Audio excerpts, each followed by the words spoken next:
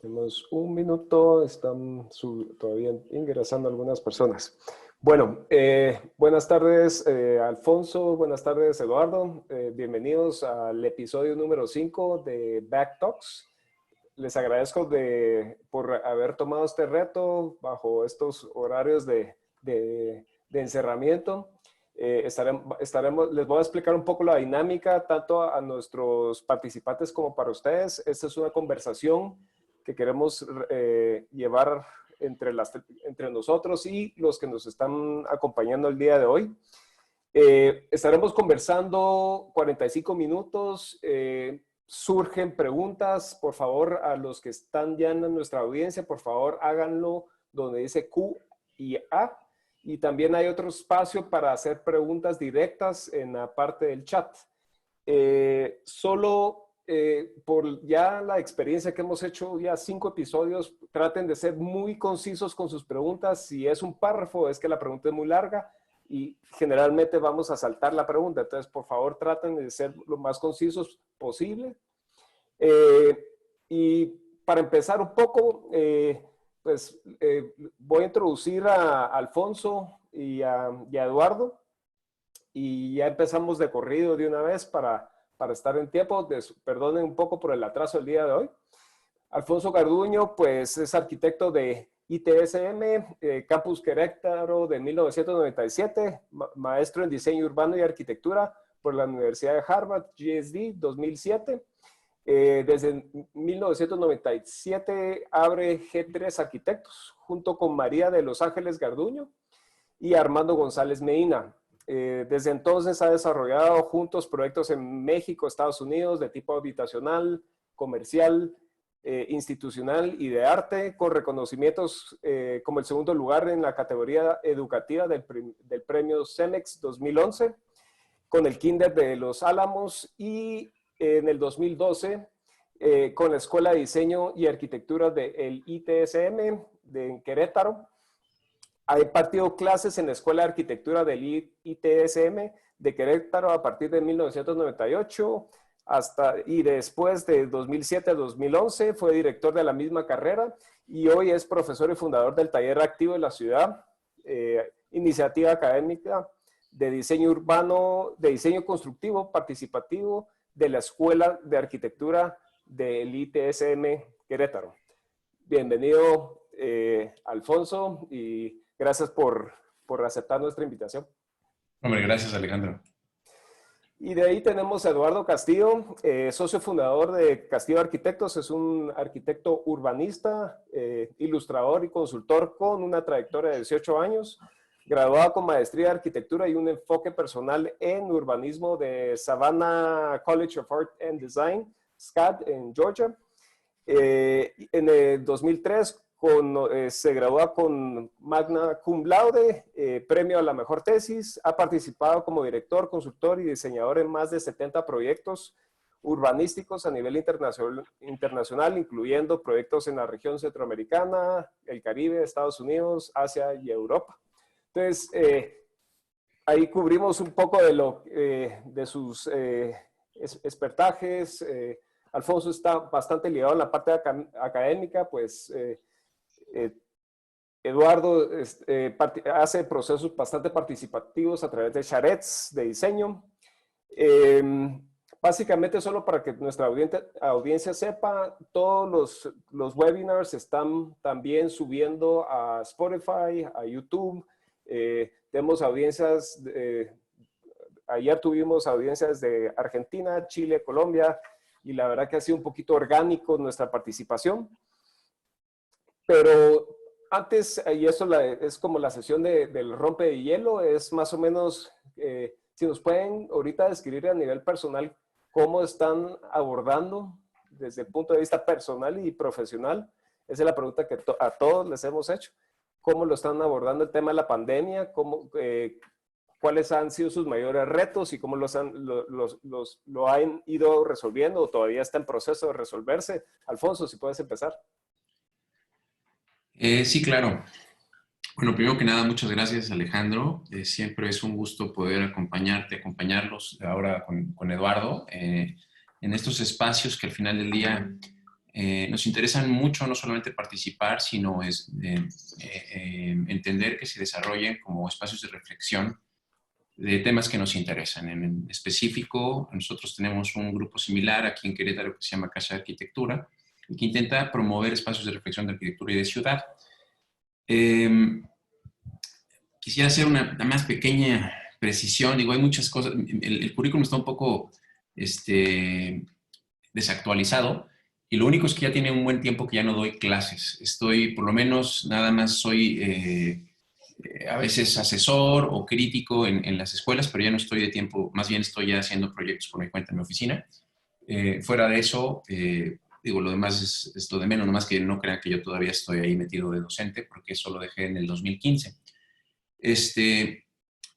Eh, pues digo, en términos muy generales, yo diría que nosotros tenemos la gran fortuna de tener una casa en donde podemos estar tranquilos mis hijos y mi esposa y tenemos espacio para poder salir a caminar y con considerables seguridad y que de alguna manera somos muy afortunados y damos gracias por eso. Es decir, nuestra dinámica en términos familiares, yo la encuentro que ha sido muy, muy buena y muy bonita y muy enriquecedora. Sí ha sido un poco más crítica la parte del trabajo, porque evidentemente pues ahora trabajamos en el mismo lugar y a distancia, y a pesar de estas herramientas como el Zoom, pues hace ratito no me podía conectar y eso que yo organizo reuniones, en fin, de alguna manera hay estas, pues no hay como el estar frente a frente con las personas que trabajas, no siempre se puede, pero tampoco es sustituible, yo creo, ¿no? Son las herramientas que nos permiten cada vez hacer las cosas a distancia. Y quizás es en lo que he estado sufriendo un poco más, que tiene que ver con la parte de trabajo y muy en específico en una circunstancia particular en donde ahora tengo mucha presión de trabajo, ¿no? Entonces quizás ha sido una parte un poco tensa, pero fuera de eso la verdad es que somos muy afortunados. Perfecto. Eddie, en tu caso, estás en mute. Eh, sí. Ya estás. Muchas gracias, Alejandro, por la invitación y mucho gusto, Alfonso. Es un gusto. Pues retomando un poco lo que estaba diciendo Alfonso, sí, también desde el punto de vista familiar, pues somos muy afortunados de tener un lugar donde vivir, estamos muy seguros, etcétera. No tenemos que arriesgarnos a salir en la calle. Quisiéramos poder salir un poco más a la calle. Tal vez no es el caso donde estamos nosotros ahorita, no es tan fácil en un edificio. Y sí me hace cuestionar un montón la tipología de cómo vivimos hoy en día y todo lo que se está construyendo, o todo lo que se venía construyendo hasta ahorita. Un poco, porque parecía una máquina que no paraba con nada y no estaba cuestionando qué es el producto y el tipo de ciudad que estamos generando. Solo es una máquina, pues, de generar capital y que no tiene nada de malo, pero creo que estamos dejando la ciudad un poco de lado. Esa es una de las reflexiones en cuanto al encierro y la forma de trabajar. Pues los primeros días, estaba hablando con Alejandro antes de que iniciáramos la plática, yo sentí como un alivio porque me podía enfocar más, porque se cancelaron todas las reuniones, no tenía que ir a ninguna reunión. Creo que invierto probablemente más del 50%, 60, 70% en reuniones.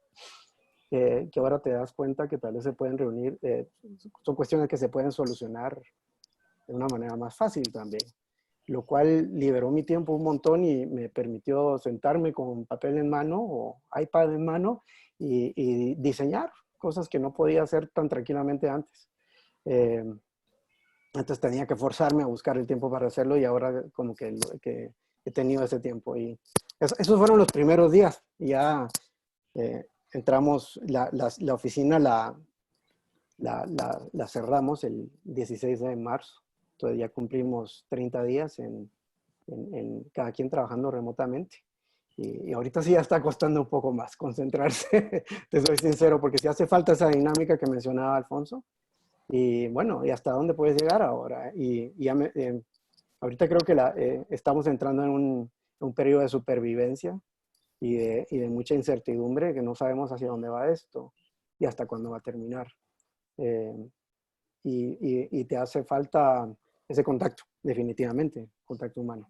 O sea que como arquitectos y como diseñadores urbanos diseñamos para que existan estas interacciones y el reemplazar el espacio público por un espacio virtual, creo que todavía no estamos listos como humanidad y te estás dando cuenta tal vez en estos días lo poco natural que es en realidad, ¿verdad? Es excelente tener la tecnología, pero el día que podamos volver a salir a las calles creo que va a ser un júbilo increíble. O sea, ¿vos crees que mi backdrop no es natural? Es más, estoy seguro que no. Pues yo creo que hablando de estos temas, pues a medida que esos han sido como estos capítulos que hemos tenido con diferentes colegas alrededor del mundo. Estuvimos hablando con Benjamín Cadena, que él está en Brooklyn, en Nueva York, con Inés Guzmán en Costa Rica. Hemos estado hablando también con Eva Hines, que está en El Salvador.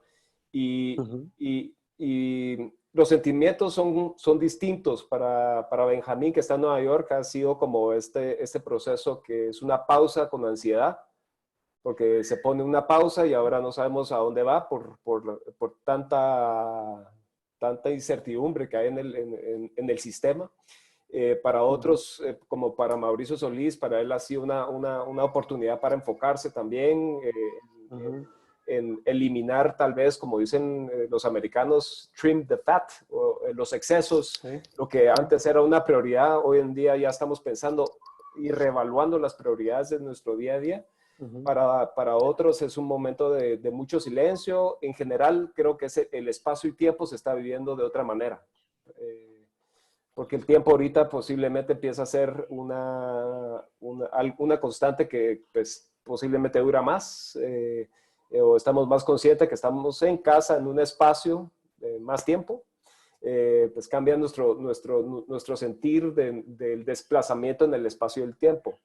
Si ustedes pudieran resumir este sentimiento ahorita en 1 o 2 palabras, ¿cuál sería, Alfonso? ¿Cómo te sientes hoy? Wow, pues yo creo que hay una reevaluación de las premisas de vida. O sea, hay un reordenamiento general, ¿no? Cuando digo general, lo digo desde la persona. Hay un reordenamiento a partir de mis entendimientos y creencias, dentro de mi forma como me relaciono, de mis prácticas del día a día, y luego ya vienen las reflexiones que no son a título personal, sino que implican las relaciones de lo común, ¿no? De lo que no es de uno, sino que es de todos. Y creo que, digo, no fueron 2 palabras, pero lo que quiero decir es, creo que hay un reordenamiento, hay una especie de crisis que empieza a redefinir las cosas, las premisas, las relevancias, los valores, y creo que eso, pues como todo, tiene cosas buenas, tiene cosas malas, ¿no? En tu caso, Eduardo. Sí, yo creo que más o menos en la misma línea de lo primero que mencionaste, yo creo que sí se vienen a reenfocar las prioridades bastante ahorita.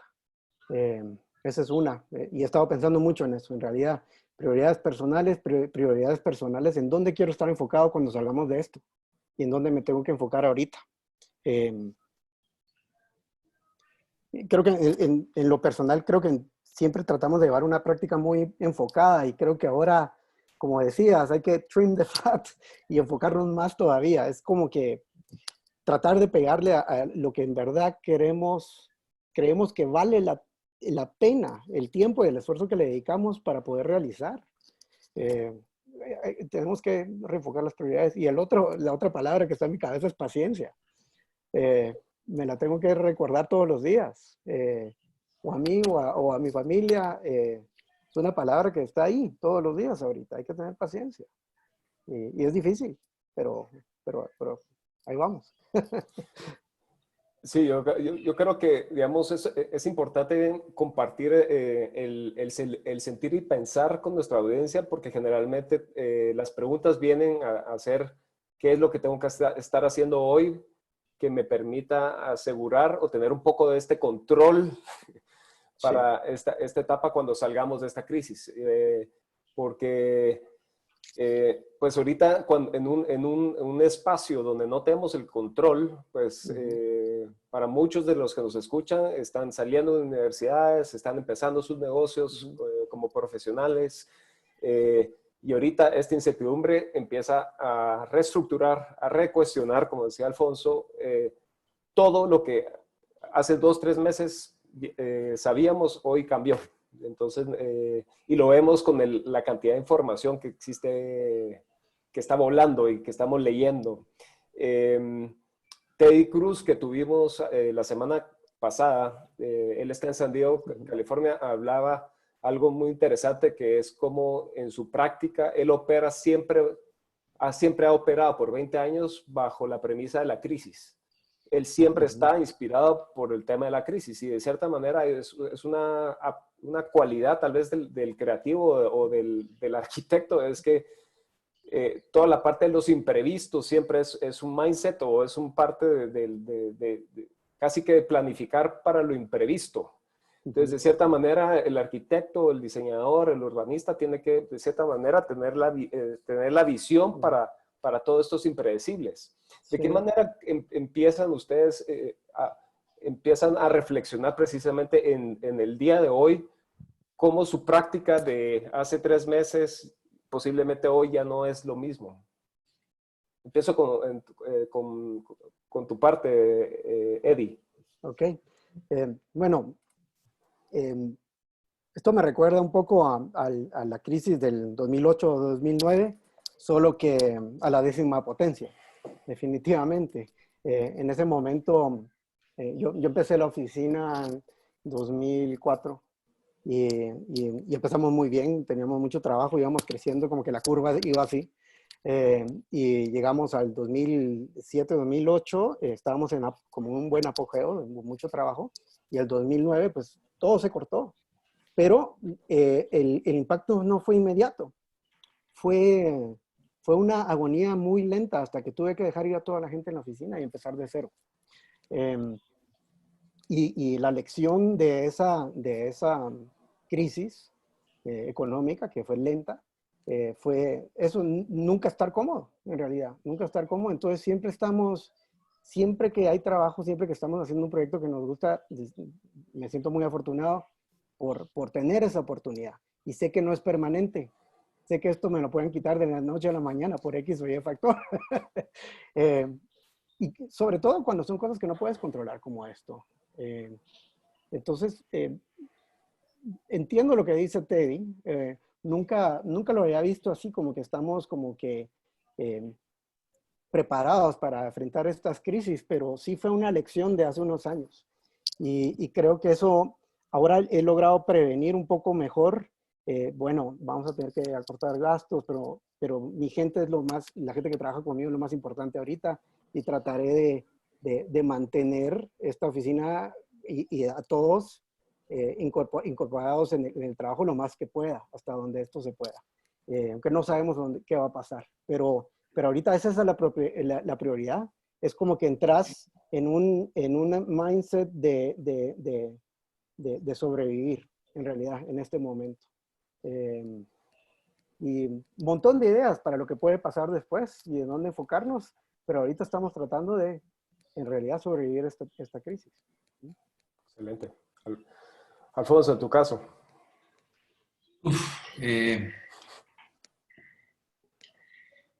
Yo coincido parcialmente, pero en gran parte con el argumento de la posición del arquitecto, y tiene cierta naturaleza. La naturaleza de un arquitecto es que cuando empiezas a hacer el proyecto que te encargan una casa, tienes que empezar a buscar el siguiente proyecto de otra casa que te pida. Es decir, siempre estamos constantemente tratando de encontrar la forma de sobrevivir en una práctica que está basada principalmente en los proyectos y que a veces, o muy comúnmente, no tiene gran validación o legitimación para el tema de diseño, ¿no? Entonces, a veces tienes que dedicar tiempo para construir o para tener algún negocio alternativo, y eso implica pues, una situación, no lo voy a llamar de crisis, pero no de estabilidad, ¿no? No es un empleo constante, sino es una empresa o un emprendimiento o una compañía, como alguna vez hace poco oí, me parece que es más bonito el término compañía que empresa.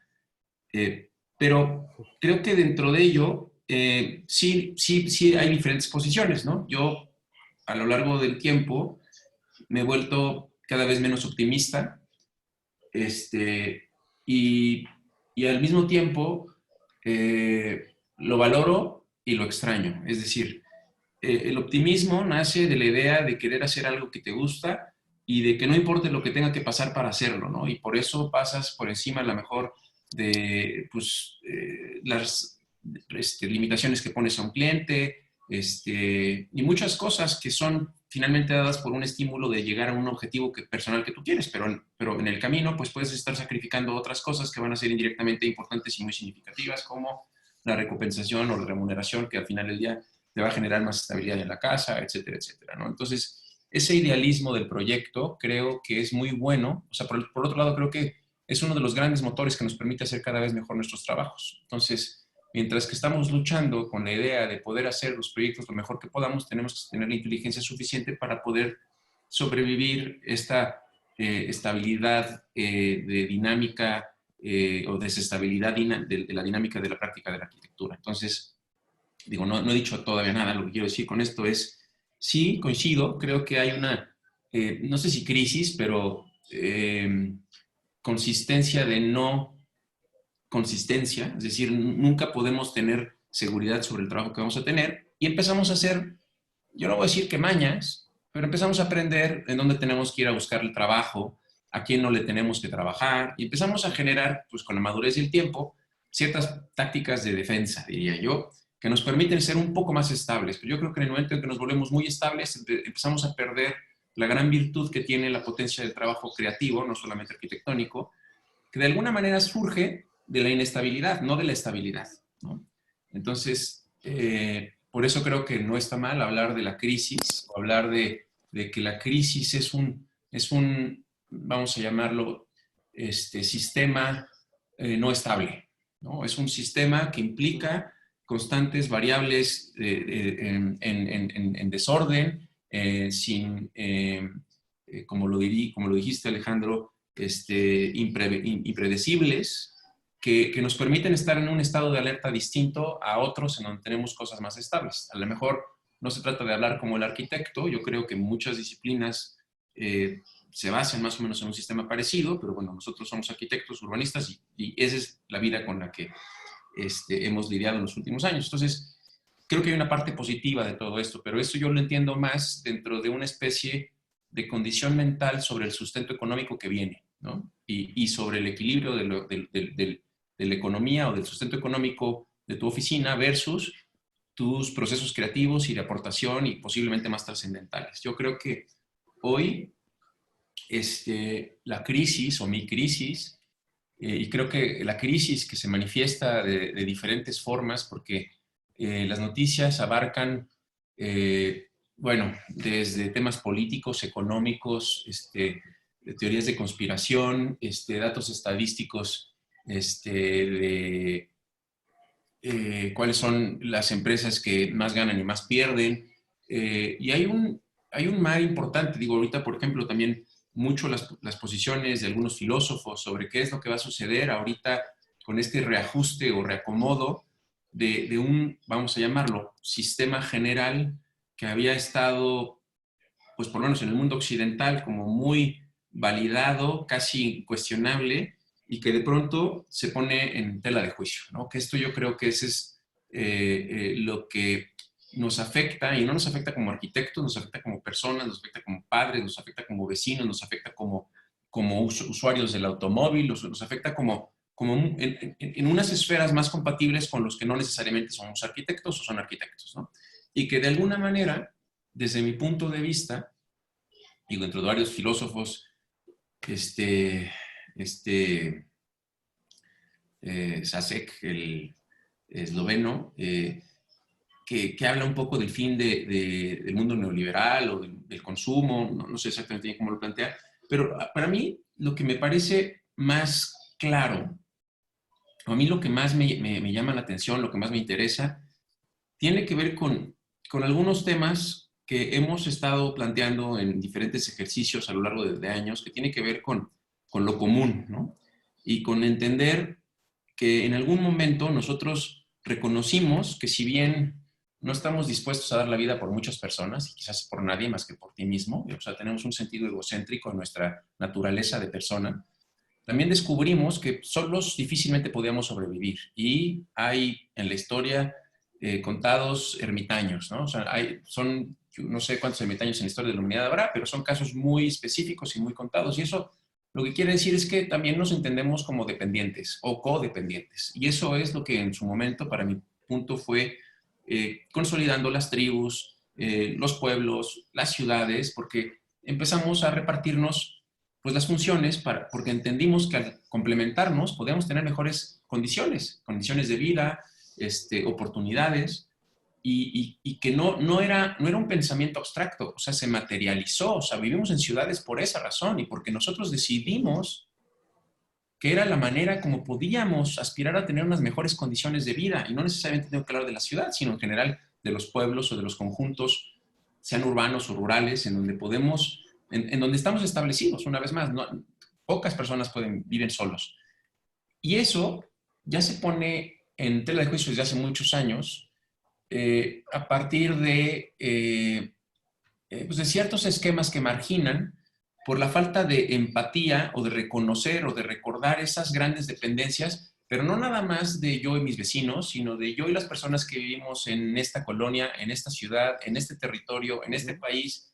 Y hoy lo que estamos viviendo es que ya estos límites dejaron de ser parciales. O sea, a veces creo que la falta de empatía tiene que ver con la relación de la proximidad o con la relación de qué tan conectado estoy con un fenómeno, sean incendios en Australia o sean el calentamiento global y las afectaciones de sequías en alguna otra parte del mundo, porque a lo mejor no lo veo, ¿no? Y dentro de esta visión occidental, en donde no lo veo, no lo creo, creo que lo que se revela hoy es que estamos más conectados de lo que creemos. Y estamos más conectados en un sentido no intangible solamente como lo podría manifestar el Internet, sino en unas conexiones no visibles que pueden ser quizás metafísicas, pero que tienen que ver con una dimensión de lo común, digo lo común en el sentido de que nos pertenece a todos, que tenemos muy abandonado, y que creo que ha sido la principal razón por la que se han generado diferentes, no solamente injusticias, sino tragedias en múltiples partes del mundo. Es decir, lo que quiero decir con todo esto es, creo que coincido con Sasek, que al final creo que estas de las cosas que se están reordenando, para mi gusto, tiene que ver con, una vez más, reentender que no estamos solos, que la tecnología nos ha de alguna manera vuelto inmunes a este pensamiento y creer que ya no nos necesitamos, pero al contrario, o sea, creemos que esto es una oportunidad para reentendernos y reconocernos en la gran relevancia de lo común, ¿no? Quizás es lo que yo podría decir. Yo creo que, digamos, ya tenemos 4 preguntas que creo que es tomando un poquito de lo que decías, Alfonso, de esta parte de lo común. Tanto Alfonso como Eduardo tienen este interés sobre la parte de las escalas urbanas, que quisiera tal vez tomar varios de los temas que acaba de hablar Alfonso, pero antes tal vez enmarcar un poquito, porque varias de las preguntas van en cuanto a cómo está cambiando o cómo puede cambiar toda la parte de esta escala, de esta articulación de la ciudad, cómo empiezan a existir estas nuevas relaciones cuando el distanciamiento va a quedar como de cierta manera en el consciente colectivo. Y ahorita, para contextualizar un poco,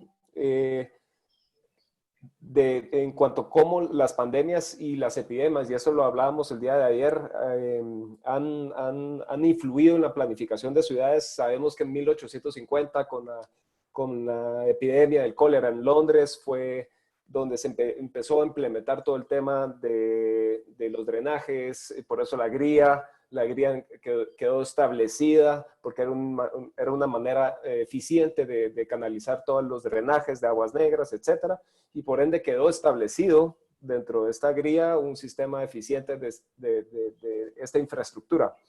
Después está la peste bubónica, que no se sabía que eran las ratas en 1900 y tantos. Se descubrió que era la rata y las puertas, ventanas, cimientos empezaron a diseñarse para evitar que las ratas entraran a las viviendas, etcétera, etcétera, comercios, en fin. Y de ahí viene la influencia de la tuberculosis en la parte del modernismo, cómo empiezan a hacer las ventanas grandes con la luz natural, el concepto de la luz como un elemento para sanar, grandes ventanales, y eso empieza a dirigir influir la parte del movimiento modernista, con la parte de los azulejos en baños para la parte de higiene. Y ahorita estamos en un elemento que empieza a cambiar otra vez las reglas del juego en la parte de los espacios públicos, de lo que nosotros entendemos por lo común, que es este distanciamiento en acera, en el pasillo de un edificio, donde los elevadores hoy en día pues es como una ruleta rusa, te vas a subir o no te vas a subir con alguien más. Yo vivo en un edificio con mi esposa e hija y yo digo, no, yo me subo solo. Entonces el tema ya empieza a determinar tu relación espacial. No digamos las escaleras eléctricas donde tenemos que tocar, las escaleras, el tamaño de los pasillos, y eso influye también en estos conceptos de tus metros eficientes, tu efficiency ratio, que le diría el desarrollador, que es si tienes pasillos más amplios, quiere decir que tu espacio rentable va a ser menor. Entonces, por ende, ¿será que los edificios van a ser igualmente efectivos? Si la verticalidad está siendo cuestionada en este momento, no digamos la densidad. Inclusive Michael Cuomo, el gobernador de Nueva York, tuiteó hace, ¿qué?, 2 o 3 semanas diciendo que gracias a la densidad, por eso el epicentro era Nueva York. Entonces, ya personas empiezan con ciertos puestos de liderazgo a cuestionar precisamente lo que decía Alfonso sobre las virtudes de las ciudades, que es economías de escala, economías de ubicación, la polinización cruzada de talentos, etcétera. Todo ese tipo de las virtudes entra ahorita precisamente en esta tela de juicio, más allá de lo trascendental de nuestro día a día. Pues, ¿qué piensan al respecto? Sí, si me permiten arrancar ahí. Yo creo que, bueno, primero, no es la primera pandemia, como vos mencionás, y siempre salimos de ellas. No ha cambiado trascendentalmente la forma urbana y la forma de hacer ciudades. Yo creo que si algo ha enseñado cada pandemia en cuanto a la forma urbana y en cuanto al crecimiento de las ciudades, tal vez no han sido las mejores lecciones, porque en realidad en vez de unirnos más, nos ha hecho más las ciudades más dispersas. Como que son causas para aprovecharse, para desconectarnos más. O por lo menos estoy seguro que va a pasar eso después de esta pandemia. No sé exactamente qué va a pasar, no tengo una bola de cristal, pero me preocupan cuando empiezo a oír, bueno, la solución es todos andar en un vehículo autónomo, una persona metida en un vehículo, no transporte público, no densidad. Esos no son el enemigo acá. Y esto tampoco va a ser permanente. No quiere decir que no vuelva a pasar. Probablemente va a seguir pasando. Pero tenemos que confiar en la ciencia también. Nosotros hacer nuestra parte, que es el diseño. Y es el diseño de la ciudad y el diseño de la arquitectura que habitamos. Entonces, hay ciertos ajustes que vamos a tener. Tal vez sí ayuda a cuestionar cierto tipo de densidad, que tal vez no es el más apropiado para el crecimiento de una ciudad, que es el especulativo. Es vivir en una torre cada vez más alta, buscando eficiencia, como decías vos, con los corredores más angostos, tal vez no es la manera. Tal vez hay que volver a revalorizar un poco más el espacio, ¿ya? Y el espacio y la calidad de vida que le queremos ofrecer a la gente, no solo en el espacio público, sino en el espacio privado también. Yo vivo en un apartamento también, y ¿qué daría yo por tener un pequeño jardín ahorita? Más ahora que nunca. Pero llevo 15 años de carrera cuestionando la casa suburbana con jardín. Ahorita lo estoy repensando un poco eso también. Tiene que haber un balance. ¿Y qué es lo que ha pasado en ciudades como Guatemala? Voy a mencionar casos centroamericanos que son los que mejor conozco. Tal vez Guatemala, San José, Tegucigalpa, pasaron de ser ciudades que crecieron como, básicamente como suburbios, casas unifamiliares hasta donde el horizonte ya no puede ver, a una nueva moda de hace unos 10 años para acá, de hacer edificios en áreas más centrales, pero que no aportan mucho a la ciudad, con algunas excepciones, obviamente. Y siempre buscando una densidad vertical, no necesariamente formando una cuadra urbana, un conjunto urbano, integrando espacio público, como podríamos hacerlo. Entonces, ¿qué pasa? Está la casa unifamiliar por un lado y está la torre por el otro lado. Y en medio de todo esto no hay nada. No hay oferta de esto, de otro tipo de vivienda que permite más espacio, pero permite densidad a la vez. Y creo que ahí es donde podríamos estar enfocándonos y tratar de evitar satanizar, no me gusta el término, pero lo voy a decir, satanizar la densidad solo como un sello de densidad, ¿no? Porque hay diferentes tipos de densidad. Lo que sí hay que cuestionar, creo yo, ¿cuál es el tipo de densidad que queremos tener en las ciudades del futuro o en las ciudades actuales? Si me permites, yo creo que el argumento que menciona el alcalde de Nueva York aboga a un replanteamiento de premisas muy específicas que desde mi punto de vista caen en la forma, no en el fondo. Es decir, y es por eso que creo que hay muchos recuestionamientos y muchas cosas que están reordenándose, pero también hay unas premisas de cosas que pueden ser más importantes. Es decir, no se necesita tener más o menos densidad para ser más o menos solidario. No se necesita tener más o menos densidad para ser empático. No se necesita, o sea, la densidad y si el transporte autónomo va a ir una sola persona, eso está solamente enfocándose a cómo resolver que una persona se pueda movilizar sin tener un contagio. O sea, y una vez más, creo que es lo que estamos pensando ahora. Es decir, yo quiero entender, lo que estamos viviendo es qué es lo que hemos perdido en el camino, que no es necesariamente una respuesta dentro del diseño urbano y que no es necesariamente una respuesta del diseño arquitectónico, sino que es premisas del entendimiento de quiénes somos, en dónde estamos y cómo nos entendemos entre todos, que yo creo que esto es, y por eso hablo del calentamiento global, como de los problemas de inequidades de la ciudad, que todas esas desorganizaciones creo que recaen dentro de un sistema establecido que de alguna u otra manera, digo, no quiero abogar a una crítica dura, simplemente no están funcionando para muchas de las cosas que necesitamos hacer como planeta, como miembros, y no digo solamente seres humanos, sino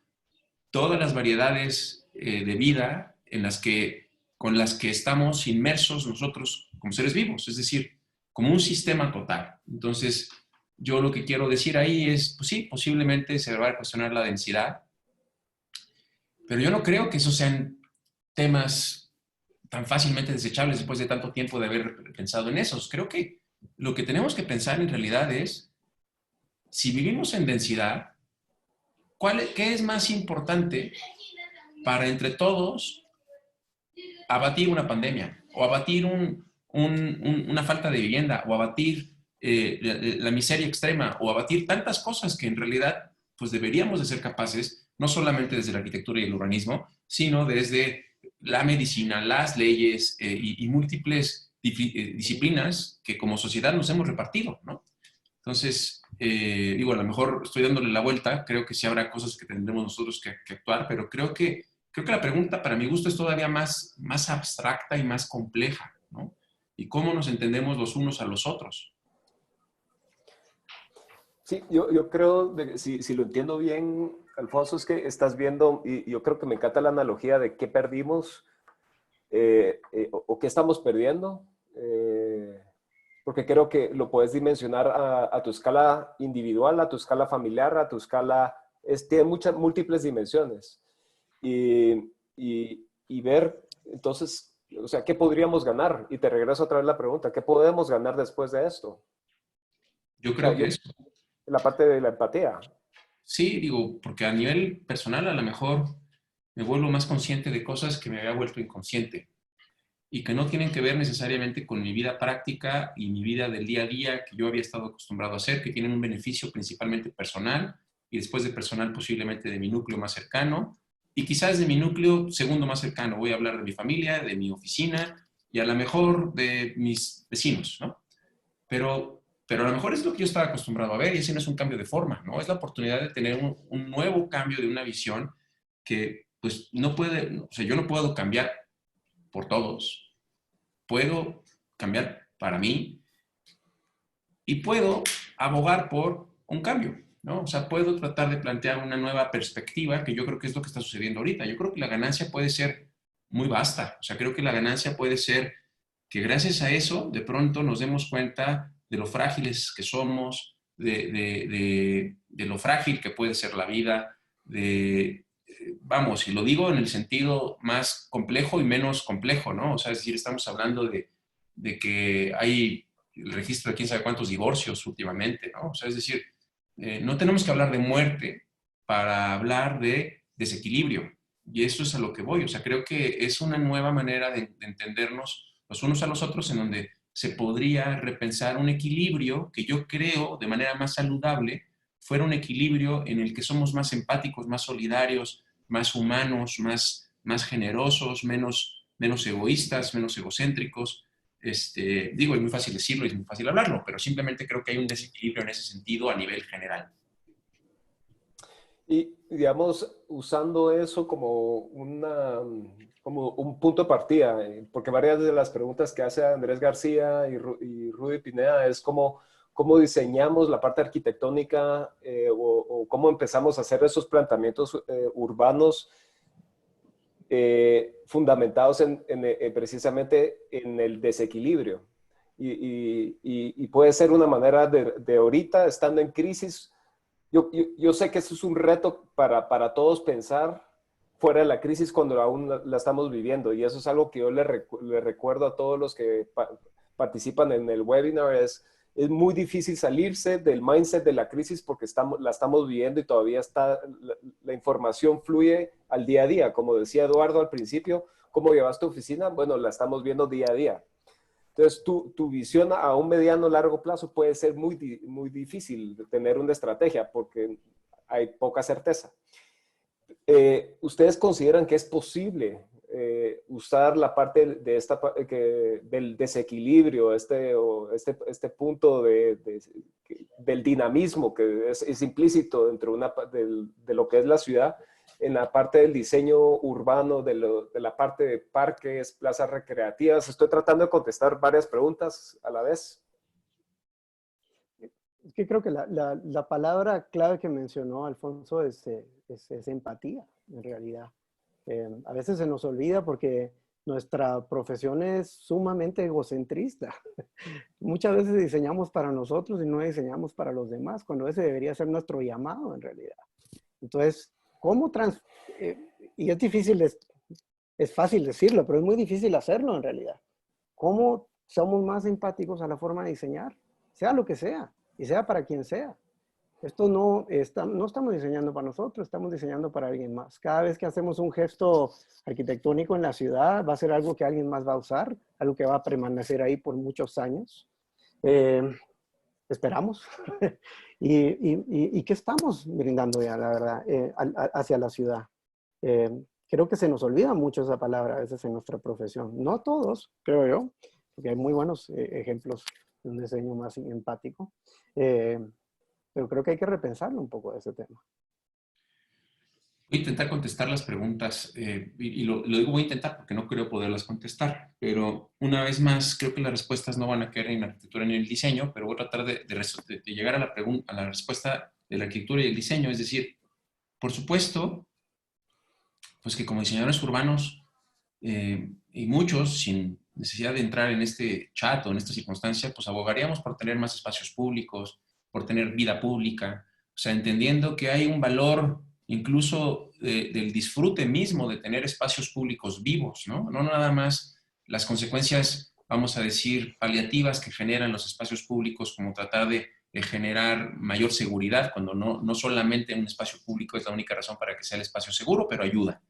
Es decir, hay muchos valores dentro de la vida pública y de fomentar la vida pública, que está relacionado con el diseño urbano y el diseño arquitectónico, pero que es claro mencionarlo, una vez más, no dependen del diseñador y no dependen del arquitecto en gran medida o la mayor medida. Es decir, ¿quién lo define? Bueno, pues nada más por poner un actor que seguramente siempre se tendrá que poner dentro del sistema que estaba hablando hace ratito, pues está el mercado. El mercado son los valores que están puestos no por el desarrollador, es muy importante también señalarlo esto, o sea, el desarrollador no es un tirano. El desarrollador es la persona dentro de nuestra sociedad que está haciendo lo que como valores hemos definido socialmente, ¿no? O sea, no podemos poner en, vamos a decir, sí, está generando una economía, está dando empleos, pero va a tener una utilidad y esa utilidad va a ser la razón por la que va a ser desarrollador, principalmente, habrá otras, y que está sujeto a un sistema de mercado en donde lo que el mercado de una manera muy sintética dice es cuánto las personas están dispuestas a pagar por algo que yo puedo ofrecer.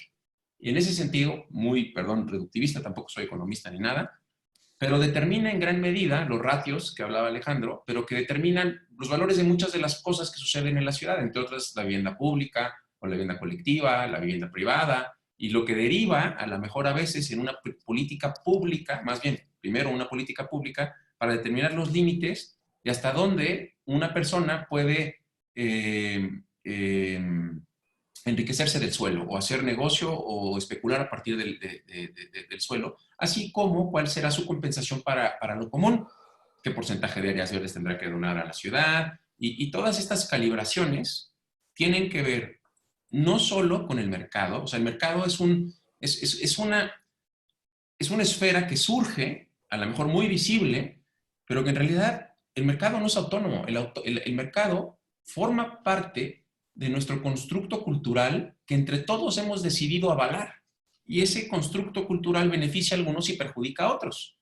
Y eso es lo que de cierta manera es lo que yo creo que está en desequilibrio. Y es ahí donde viene el tema de la empatía. Y la empatía no significa nada más como diseñador urbano conformarnos con la idea de que un espacio pues es público y le podemos dar asistencia o uso a personas que quisieran tener esos espacios. No, porque no depende solamente de esa intención.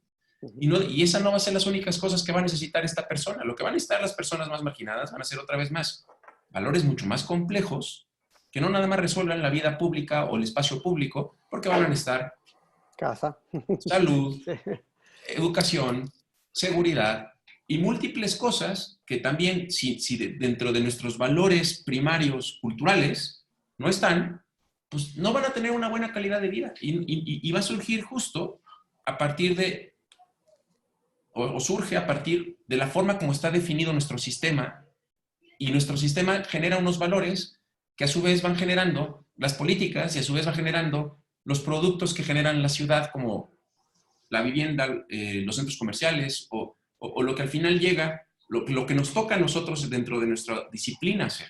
Pero una vez más, ahí no creo que está necesariamente la capacidad que vamos a tener. Por supuesto que yo quisiera tener más parques, que yo quisiera tener, sí, y eso está padre, pero eso no necesariamente va a resolver.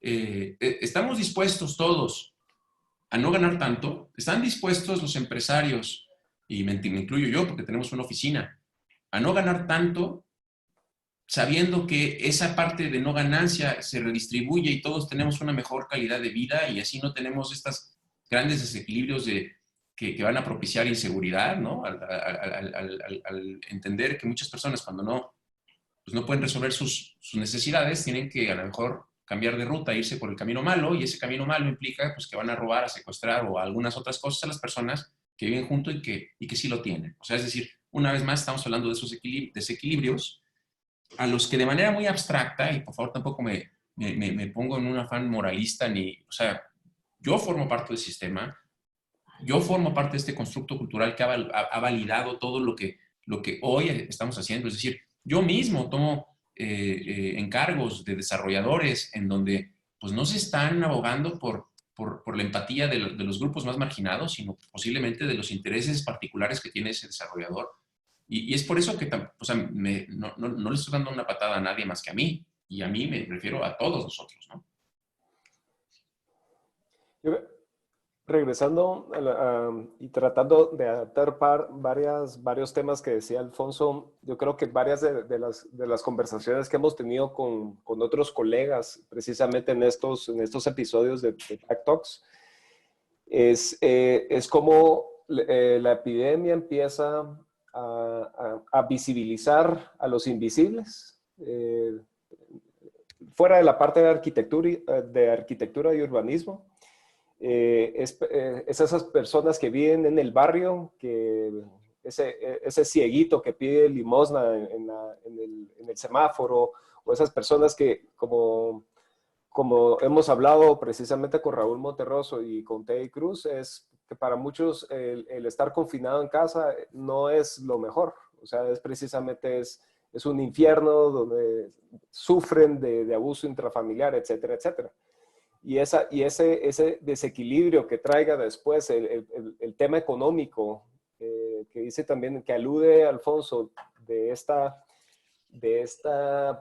posible crecimiento en la parte de inseguridad urbana.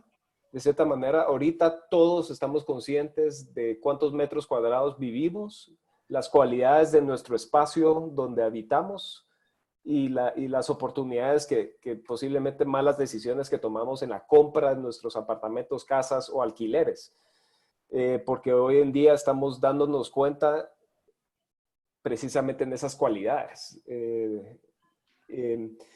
Y eso es un poco de la escala, y ahí también está vinculado cuando perdemos la libertad de locomoción, perdemos también el contacto con las dimensiones de la ciudad, y esto nos lleva a reflexionar qué sí tiene nuestra ciudad y qué están ahorita viviendo todas las ciudades, que es todos los pájaros se escuchan, tenemos mejor calidad de aire, todas esas nuevas virtudes, no hay tráfico, no hay bocinas, no hay congestionamiento. eh, la, la, o sea, es como que pusieron un slow motion en toda la civilización y dijeron, bueno, ahora todo es a otra velocidad. Eh, para muchas de las preguntas, y creo que es como para ir resumiendo también en ello, es que nuestra valoración del espacio presente, creo yo, que nos está permitiendo hacer estas reflexiones que dice también Alfonso sobre si es relevante en realidad seguir pensando como éramos antes como desarrolladores o arquitectos. No sabemos qué va a traer en el espacio inmobiliario si las personas pierden su trabajo, cómo van a seguir pudiendo pagar una hipoteca dentro de un apartamento, cómo va a generar todos esos espacios vacíos. Totalmente, esta especulación ahorita se evidencia precisamente la especulación. Y es como que sigue la pandemia económica, que ahí vamos a empezar a ver cómo se descalabran todos los modelos que pensamos que funcionaban. Y antes de que estuviéramos al aire, estábamos hablando con Eddie casualmente, qué modelos de negocios verdaderamente solo no están ahí existiendo, pero en realidad no funcionaban. Parte del espacio que estamos teniendo el día de hoy, y creo que lo estamos logrando, es reflexionar precisamente sobre este antes y el presente. Obviamente es difícil saber qué viene adelante, pero dentro de su óptica ya hablamos de ciertos temas que vemos un futuro donde la planificación eliminemos la parte de urbanismo, pero nuestra toma de decisiones estén dirigidas con una parte de la pertenencia a un ecosistema o un sistema o comunidad donde no nos podemos desligar. O sea, eso podría ser un escenario, pero hablaron de la empatía, hablaron de ciertos elementos de estas conexiones de distancia, donde hay densidad y el desplazamiento. Dentro de este imaginario que ustedes quisieran que existiera en este mundo post-pandémico, de post-COVID, ¿cómo pueden construir ese imaginario? Yo sé que ahorita es un reto, pero es parte de nuestra labor como reflexión en este momento, y eso es parte de lo que se está buscando de nuestra audiencia, es cuáles son esas reflexiones que no sean tan distópicas, ¿verdad? Ujú. Para nada, yo en realidad no estoy pensando que lo que se viene es una distopia. Yo creo que es una oportunidad para corregir muchas cosas. Ojalá que eso pase. Esa es la gran pregunta. Creo que desde nuestra esquina lo que podamos hacer es poco, como mencionaba eh, Alfonso. Pues hay muchos más factores que están en juego a la hora de construir la ciudad. Economía, la política, eh, la gobernabilidad, etcétera. Son muchos otros temas. Pero nosotros sí podemos aportar algo, tal vez que es con visión, ¿no? Y qué mundo queremos tener. Eh, y le huyo. Quiero creer que no tenemos que irnos hacia esa distopia de separarnos más, sino de conectarnos más. Eh, ya me di cuenta que la parte de conectarse virtualmente no es suficiente. Necesitamos esos espacios para compartir. Tenemos que fomentarlos. Tenemos que mejorar lo que ya tenemos. Tenemos que trabajar con lo que tenemos. ¿Cómo hacemos, cómo agarramos las ciudades que tenemos y las mejoramos? No siempre tenemos que seguir creciendo hacia afuera y hacia afuera y hacia afuera, pero ¿cómo le damos oportunidad en la ciudad a todos? Eso es un gran reto. No lo vamos a hacer por desplazamiento de más personas y de los más marginados. Tiene que haber cabida para todos. No sé cómo hacerlo, no soy economista, pero tenemos que, de nuestro lado, tenemos que poder diseñar para todos y tratar de buscar esos proyectos que lo logran hacer o motivar a nuestros clientes para que lo hagan también. Creo que hay un montón de oportunidades que se vienen. Después de que cuando esto pase, la gente va a necesitar dónde vivir y probablemente esa vivienda va a ser un poco distinta a lo que el mercado está sacando hoy en día. Por lo menos aquí en Guatemala y en Centroamérica, que son los casos que mejor conozco. Tenemos que salir probablemente de esa producción masiva por pura especulación y buscar proyectos que generen beneficio a largo plazo para las comunidades donde estamos trabajando. No es fácil. Creo que va a haber, probablemente con la pandemia económica que vos mencionabas, va a haber una etapa donde probablemente el espacio público se va a volver más inseguro de lo que es ahora y tenemos que estar preparados para eso también. Probablemente nos vamos a tener que retirar en algún momento hacia adentro de nuestros condominios, hacia adentro de nuestros edificios donde vivimos y volver a salir a la calle y retomar esos espacios públicos después, pero es natural de que eso pase después de una pandemia como esta. ¿Qué va a pasar con el espacio público?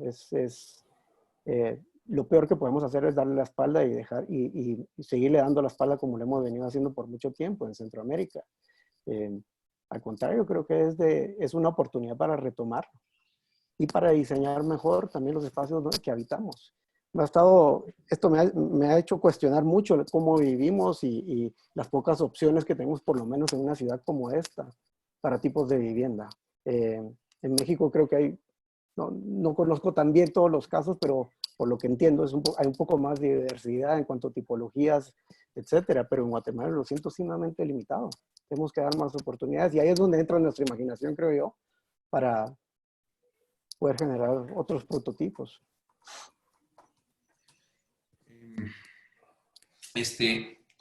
Digo, una cosa es lo que crea, que la verdad no tengo ninguna posibilidad para tener certezas. O sea, es decir, una cosa es lo que yo creo que va a pasar, que la verdad es que no es, desde mi punto de vista, relevante. Para mi gusto es más relevante lo que quisiera, ¿no?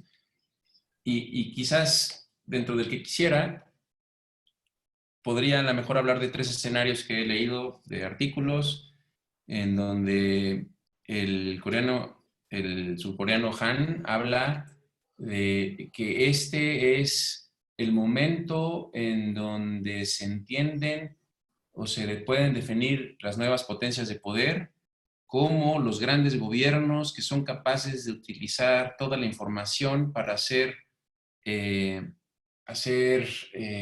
reaccionar frente a situaciones pandémicas como la de ahora, y que implica que se empieza a tornar los puntos de poder y de control hacia un hemisferio, ¿no? Que tiene que ver con con la capacidad de vigilancia, de control, de información y que perdemos nuestras libertades. Este es como el escenario que dice este filósofo surcoreano, que pues me parece que es bastante catastrófico, pero según él eso es lo que va a pasar. O sea, según esto, para allá va, ¿no? O sea, China puso el ejemplo, cómo acabó con la pandemia y cómo fueron a partir de ir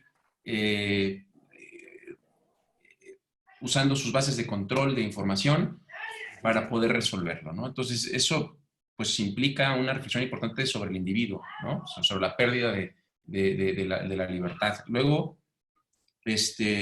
hay otra posición, es de un gringo, pensé que era Nancy, pero no me acuerdo quién es, que dice que las cosas van a regresar a como estaban, ¿no? O sea, que no va a pasar nada, que es simplemente como en el 2008, una nueva, ¿no? Y que el sistema es tan fuerte y tan rudo, más allá de las teorías de conspiración que dicen que en realidad es una potencial guerra por la 5G y que se están ahí machacando las grandes familias y los grandes poderes del mundo para reajustarse los poderes, ¿no? Que otra vez más, el poder se va a la fuerza económica, ¿no? A los que están detrás de los políticos, que ni siquiera los políticos son relevantes, sino atrás de los políticos, las fuerzas de las empresas que están luchando por todo el dinero de todo el mundo. Y finalmente está la de CISEC, que a mí es la que más me ilusiona y la que más me interesa, ¿no? Que es que el poder y el control no está en las personas, sino en la humanidad, a partir del reentendimiento empático de quiénes somos y de la solidaridad entre unos y otros, y que en consecuencia ya no necesitaríamos alguien que nos salve, ¿no? Un gobierno que, sino todos de manera empática sabemos que nos tenemos que cuidar y nos vamos responsablemente a nuestras casas y hacemos caso de las cosas que tenemos que hacer y estamos pendientes ayudando al otro, que eso es de alguna manera, si estamos tratando de entender qué es lo que pasa con las pandemias o una pandemia como esta y cómo podemos hacer frente a ello, bueno, pues una son los gobiernos, otras son las empresas y otras somos las personas, ¿no? O sea, creo que a mí me interesa la idea de volver a pensar, o más bien de pensar todo lo que he dicho todo este tiempo, en donde nos reempoderemos a través de nuestra vinculación común para ayudarnos y defendernos. No recuerdo quién decía, pero decía que uno de las primeras, de los avances tecnológicos que empezó a conectar las sociedades a nivel mundial fue el radio. Entonces, a medida de que las personas podían escuchar los acontecimientos a nivel mundial, guerras, la Primera Guerra y la Segunda Guerra Mundial, entonces empezó a construirse toda esta red de empatía. Entonces, después apareció la televisión y gente vio como el primer humano aterrizó en la luna, el asesinato de John F. Kennedy. Entonces, personas que no sabían quién era John F. Kennedy lloraban en Brasil por el asesinato de John F. Kennedy. Y hoy en día tenemos las redes que el Internet empieza a construir de cierta manera, nos distancia más, nos aleja más posiblemente de la realidad, pero al mismo tiempo podemos saber estos fuegos en Australia, nos conecta empáticamente, o se están cortando las Amazonas que nos conecta en este mundo más empático. Teníamos un comentario dentro de esta oportunidad que dice Alfonso, y conecto un poquito a lo que decía Eduardo, es uno de los principios de poder reflexionar sobre este desequilibrio que plantea Alfonso y esta crisis que estamos viviendo, no solo por profesión, puede poner también a muchos de los que nos están escuchando en esa posición de precariedad o perder su posible empleo. Para nosotros ahorita todas las pláticas lanzamos una pequeña encuesta y la gran mayoría de nuestros participantes siente que va a perder su trabajo, no va a tener suficientes proyectos, en fin, va a tener un poco de dificultad con sus ingresos. En fin, les subo esta encuesta a todos para que por favor nos den un poquito de norte de su sentir. Esta es una pregunta directamente a ti, Alfonso, donde Ruy Pineda hace esta como observación, que no es pregunta, pero dice con respecto a Alfonso, la redistribución es la causa de los desequilibrios actuales. Las razones de por qué el mercado no puede ser lo suficientemente empático es debido a la redistribución y no entender el valor de la ganancia en el intercambio praxeológico de la sociedad. Sí, creo que estoy de acuerdo. O sea, no sé si estoy entendiéndolo muy bien, pero creo que es más o menos lo que he intentado decir. No sé si... En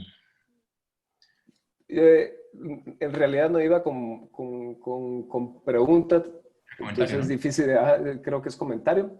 Jennifer Morales dice, al crear ciudades verticales perdemos espacios verdes y buscar ese espacio de convivencia se vuelve áreas exclusivas. Vivimos con personas del mismo nivel socioeconómico, por eso se pierde la empatía. O sea, los guetos, ¿verdad? Sí, tiene Sí, que ver con nuestros es, valores. es lo que estamos viviendo desde hace muchos años, probablemente. Y es la naturaleza humana también aglomerarse en tribus que son similares. Es difícil que eso no siga sucediendo, eso tenemos que tenerlo claro. Pero lo que nos conecta, que es el espacio público, sí es para todos. Puede haber un espacio más privado, pero que tiene que estar diseñado con la misma empatía que diseñamos el espacio público.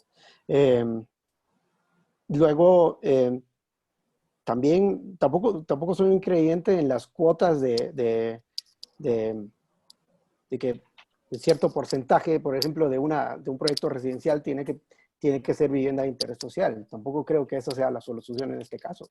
¿Tiene que haber proyectos de interés social? Sí, los tienen que haber. Y hay que hacerlos y hay que diseñarlos como barrios que puedan ser autosuficientes, pero que puedan ser costeables para la gente que va a vivir ahí. Al final del día queremos estar con nuestra tribu. Eso sí hay que entender lo que es la naturaleza humana desde el principio. Pues eso dudo que vaya a cambiar con esto. Ahorita dentro de las reflexiones que están saliendo también está la parte que también mencionaba Alfonso anteriormente, es sobre, en este momento estamos perdiendo libertades como ciudadanos, libertad de movilidad, estos toques de queda, libertad estamos perdiendo muchas libertades. Se está usando la tarjeta de la salud. Y lo decía el autor de Sapiens, ¿será que eso, en este periodo donde estamos perdiendo estas libertades, va a ser posible recobrarlas en esta era pospandémica? Porque ahorita estamos cediendo todo en base a esta tarjeta amarilla o roja, diciendo, miren, es que es por su bien, entonces la salud está llegando a ser la excusa para perder todas nuestras libertades.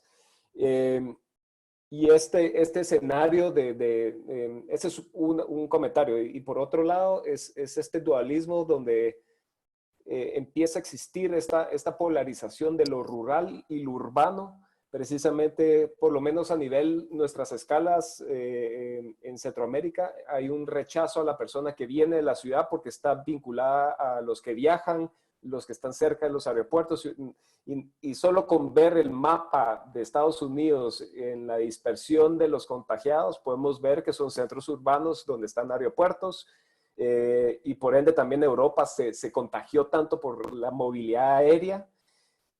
Entonces, esta conversación o este discurso de lo urbano y lo rural se está separando más cuando ya la gente de ciertas comunidades están protegiendo, están cerrando a los chaleteros, a los que tienen una casa en el puerto o los que tienen la playa. ¿Por qué? Porque las comunidades se están cerrando. Entonces, no solo a nivel edificio o a nivel compound, sino que ya la parte rural está tomando este concepto de la urbanización de la sociedad que predecía el World Economic Forum, está también entrando precisamente a este cuestionamiento si verdaderamente quiero irme a la ciudad. Entonces, ahí hay otro punto que es interesante empezar como a reflexionar. Si yo sé que que estamos como hablando de gente que ambos creen en las virtudes de la ciudad, pero es importante reflexionar sobre esto.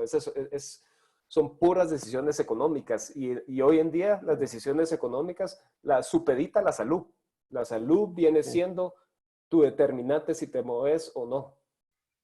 Sí, yo creo que el problema es de que ninguno de estos lugares pueden ser lo suficientemente autosostenible para no tener el contacto con el mundo exterior. No es primera vez que pasa esto en el mundo. Las ciudades medievales se encerraron también por mucho tiempo y tenían su producción agrícola fuera de ellas. Y había una relación campo-ciudad que era completamente intrínseca. Ahora, como dice Howard Kunstler, uno se come una ensalada con una lechuga que viajó 100,000 millas para donde uno tiene que estar, al restaurante donde está. Eso ya no es así. Pero tal vez sí hay que volver a repensar un poco esa relación entre lo rural y la ciudad. Y yo no digo de que no va a haber un intercambio entre ellos, pero entre lo que produce una ciudad para poder subsistir y ser autosostenible. Creo que eso sí hay que repensarlo de alguna manera. No podemos seguir dependiendo de la ensalada que va a viajar 100,000 kilómetros para llegar a la mesa. Guatemala, y creo que México también tiene esa gran bondad que son países productores de alimentos. Y creo que la estamos pasando mejor en ese sentido, por lo menos los que tenemos la suerte de poder tener acceso a supermercados, etcétera, de poder tener que comer. Pero hay otros lugares que no tienen esa producción. Entonces estás planteando un modelo de desglobalización. No estoy planteando el modelo de desglobalización porque sí tenemos que seguir autoconectados y eso nos va a ayudar un montón, pero también no tenemos que olvidar ser localistas también y ir fortaleciendo las ubicaciones donde vivimos. Guatemala, el caso específico de Guatemala, que es un país sumamente centralizado, que depende casi de todo de la ciudad de Guatemala, no puede seguir siendo así, no es sostenible. Tenemos que fortalecer otros centros urbanos. Eso mucha gente lo viene diciendo desde hace muchísimo tiempo. No es lo mismo que Estados Unidos, no es lo mismo que México. Somos un país sumamente dependiente con la ciudad capital. Y a la vez la ciudad capital es dependiente del área rural un montón, porque es la que la surte, ¿ya? Entonces, esas dinámicas creo que se tienen que ir, no es un tema, aquí creo que se vuelve un tema de escala. Hay que poder replicar escalas más pequeñas a distancias más cortas, que no es muy fácil, no es fácil porque tienes que cambiar el sistema completamente, de distribución, etcétera. Pero sí tenemos que fortalecer los locales.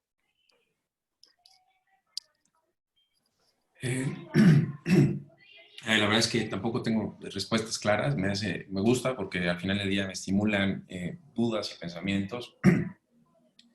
Podría decir que, de entrada, respondiendo a un comentario que hiciste, Eduardo, estas cuotas que tienen en Estados Unidos para que haya assisted living o que haya ciertas viviendas, ¿no? De otro, me parece que no es lo natural, pero siempre ha existido. O sea, siempre ha habido un hacendario que tiene la casa grande y alrededor vive el pueblo. Y hay bueno, en México era una buena completamente relación, de acuerdo. ¿no? Sí, sí, pero ojo, lo podemos hacer y creo que lo tenemos que hacer, pero no tiene que ser una cuota que te impone, que te pone una municipalidad, por ejemplo. No, Porque la no lo pregunta van a hacer bien. o sea, Lo van a normalmente hacer las cuotas vienen a partir de los acuerdos generales, que vamos a llamarlos políticas, porque a partir de una discusión sobre de cuál es la forma correcta, surge a lo mejor una malinterpretación humana que deriva en una política y que deriva en una acción. Y esa acción, pues a lo mejor es la cuota, pero normalmente está dictada por un valor que viene desde arriba, ¿no? Si todos estuviéramos de acuerdo en ese valor, pues entonces esto no debería de ser tan difícil, ¿no? Porque teóricamente hemos entendido que esto tiene que ver con lo que todos creemos que es para el bien común, para el bien de todos, ¿no?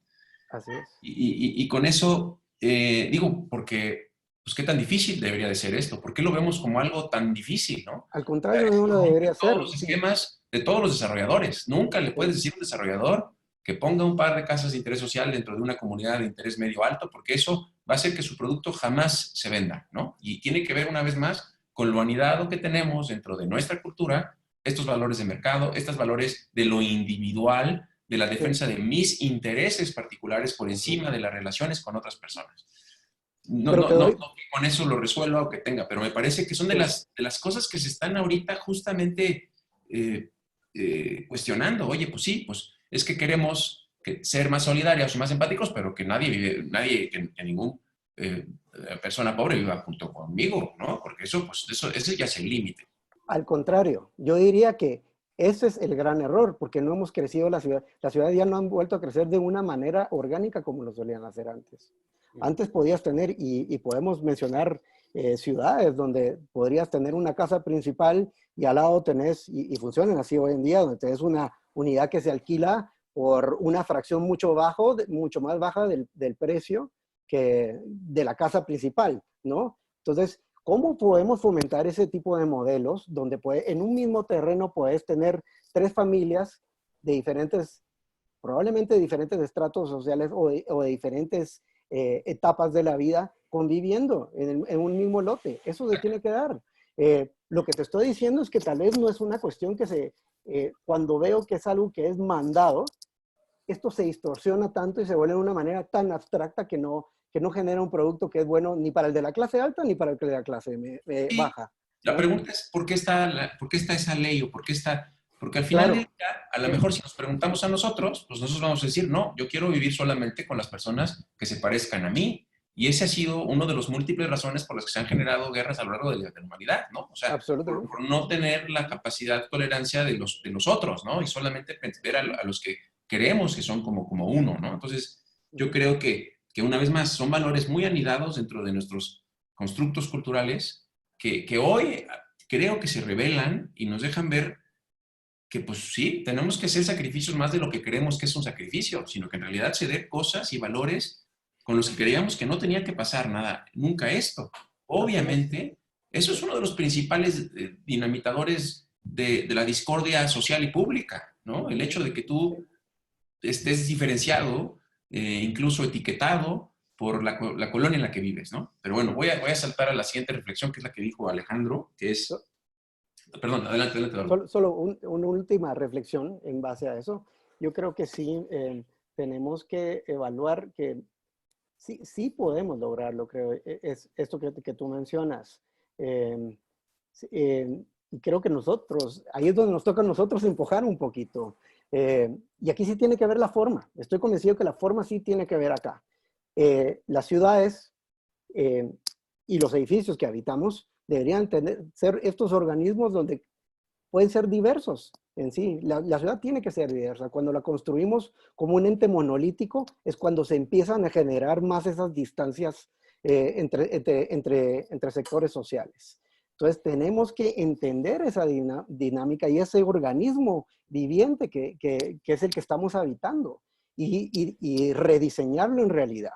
No podemos seguir pensando en un proyecto inmobiliario como un proyecto monolítico que va a estar dirigido para el segmento A, que gana tantos dólares al mes y que va a tener las unidades A, B, C para que tengan opciones.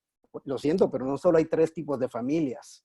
Tenemos que Pero ser... ¿no crees que esas intenciones... Sí, son intenciones, pero ¿cómo logramos? Y creo que este es un reto para todos los diseñadores. ¿Cómo podemos lograr emular la complejidad de un organismo como una ciudad o como la naturaleza en los proyectos que generamos? Y ese es un gran reto, creo yo. Yo digo, sí, creo que aquí nos podemos quedar con esta pregunta, pero creo que, digo, porque al final, ¿por qué no se venden? ¿O por qué los promotores, o según esto el mercado, dice que no quiere comprar cuando hay una persona que tiene un rasgo socioeconómico distinto al suyo? ¿Y por qué? Pues porque está dentro de la otra parte de nuestra naturaleza, que es lo individual, lo personal, lo egocéntrico, lo que yo quiero para mí, ¿no? O sea, esa decisión no la estoy tomando en base a cómo hago mejor la calidad de vida de la otra persona, sino cómo hago mejor mi calidad de vida, ¿no?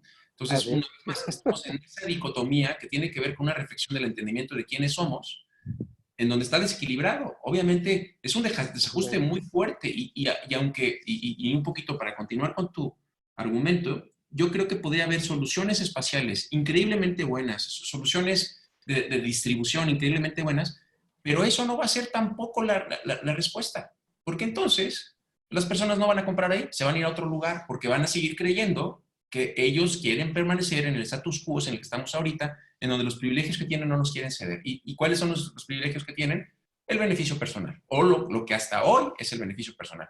Porque el beneficio personal es una cosa difícil de entender, o por lo menos más problemática. Si yo, velando en mis intereses personales, genero una desigualdad con mi vecino que después va a provocar que se meta a robar a mi casa, a asaltar, entonces, ese no es un beneficio personal.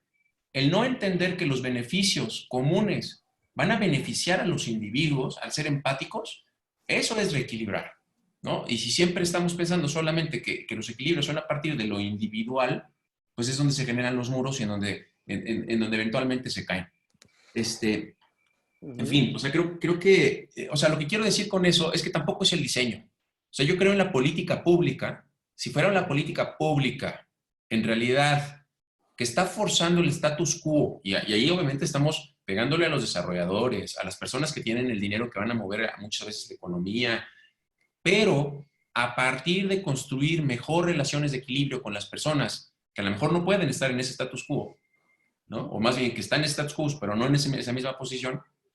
Entonces, y si fuera una política inamovible y tuviéramos forzosamente, aunque no nos guste, porque si le preguntas a las personas no van a querer, pero si no, aunque no nos guste, tienes que hacer eso y tienes, junto de tu casa va a vivir a lo mejor la persona que te ayuda en el aseo, te ayuda con el jardín y al final sales y tienes que saludarle y convivir con ella, incluso comer con ella, ¿no?